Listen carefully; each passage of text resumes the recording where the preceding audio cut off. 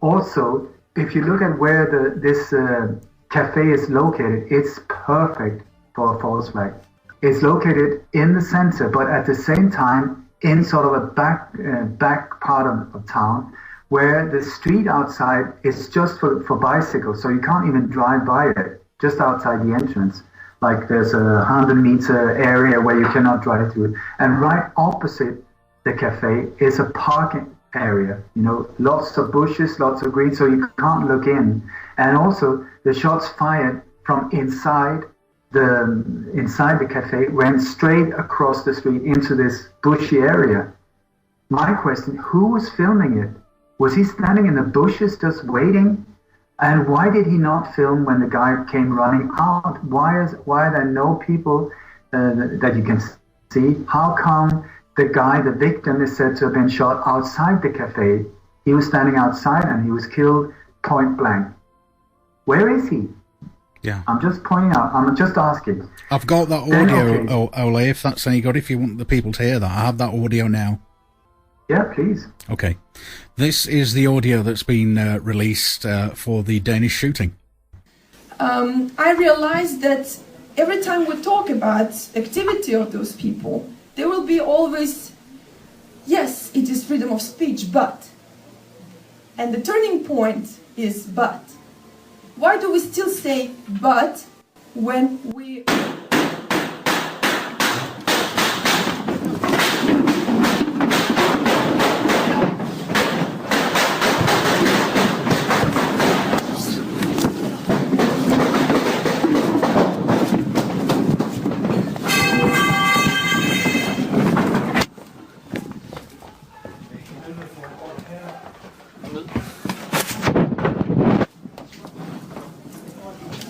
So that was the audio. Yes, you're right.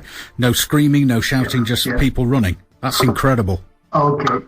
Yeah, and then when you compare, I'm going to play the raw.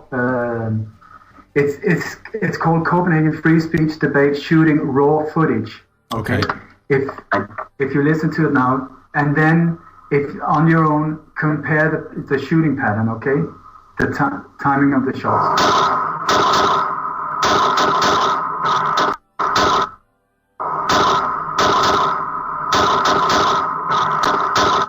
I played it twice. Can you hear?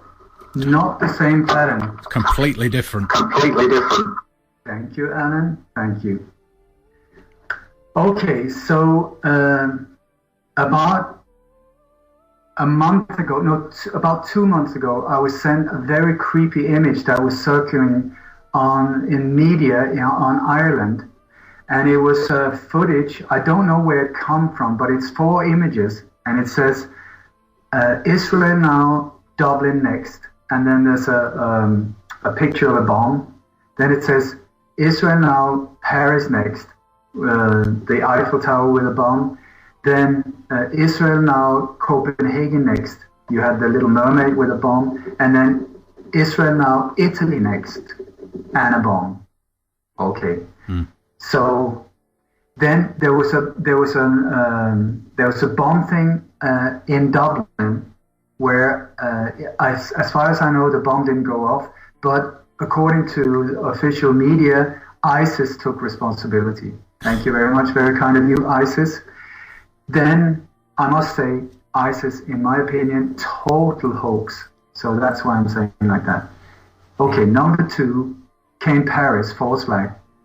Then number 3, Copenhagen. And here we go with me taking it apart, possibly pointing it out as a false flag. I would say very much it is a false flag.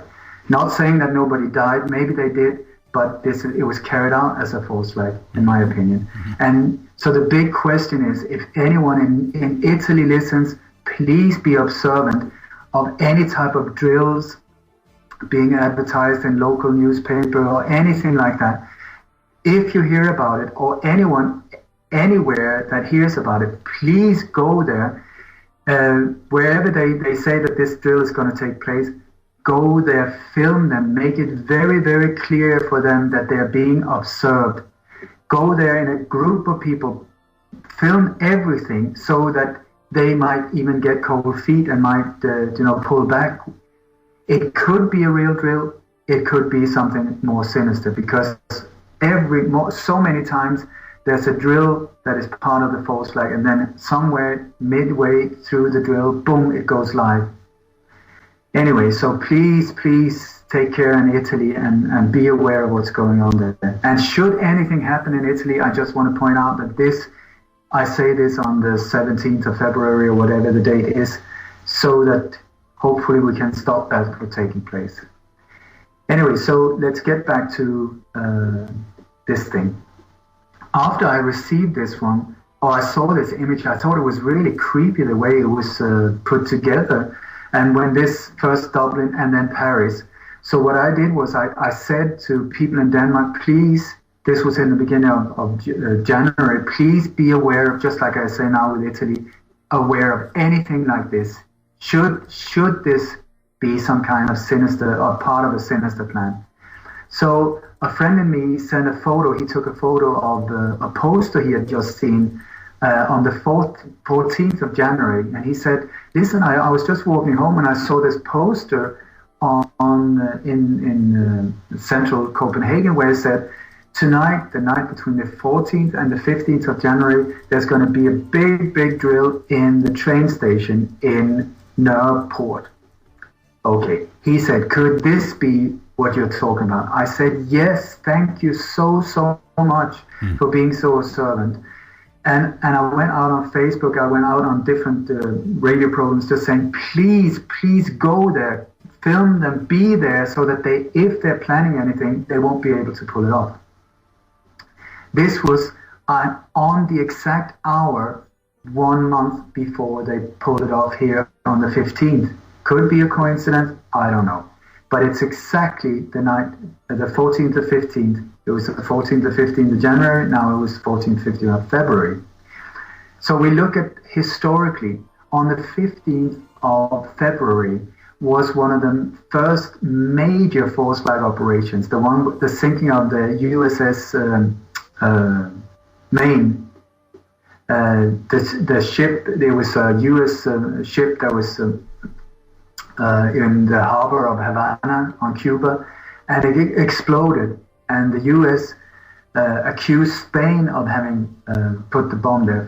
I don't know how they came up with that one, but they accused Spain of doing it. It got the whole thing going so that the war between USA and Spain was started. Spain, it's now been proven, had absolutely nothing to do with it. Either it was an accident but it exploded from the inside, or it was a false flag. But the result was that the US went out and they stole Cuba, Guam, I think Panama, and the Philippines from Spain. That was how the US came in control of these areas of the globe. So that is on the exact same date. Okay, then you have, if you remember before the Second World War, there was an awful night that was called the Crystal Night. It was called the Crystal Night because the supporters of Hitler went all over Germany and attacked Jewish shops and shops and buildings and homes and so on. And it was called the Crystal Night because there was so much crushed glass in the streets. So that this is why they call it the Kristallnacht or Crystal Night. Yes. Okay. And one of the things they smashed was the synagogues. Okay, so here we look in Copenhagen, and what do we see here? The synagogue is on Crystal Street in Copenhagen. Coincidence? I don't know. I'm just pointing it out. And then they have this big chase, and they get the guy. And I just want to say also that in so many of these interviews, I've said that when they use or when they have these patsies, they need to have them look. In the old days, it was the Russians or East Germans they used as boogeymen, and then the trend after the war, the Iron Curtain and the wall came down, they needed a new boogeyman. So they tried with having the threat from outer space, but we didn't really buy that one. So instead they came up with, who are we going to make the new boogeyman? And so they went for the poor Muslims, because they work really well with big eyebrows, with big dark eyes, and they have names like Abdul Karim Karumkara. Mm-hmm. And they pulled this one off on a magnitude so that today, when you say that your name is Abdul, directly people will think that you are a terrorist. If you say that I'm a Muslim, terrorist again, you know. So here, his name is not Abdul Karim Karumkara. At this point, I forgot his name, but have you got it?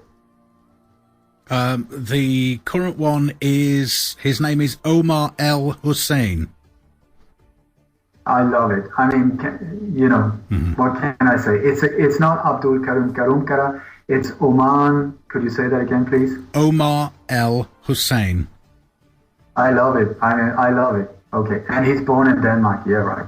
Yeah. So also you see the image of him, the photo of him that is now being spread.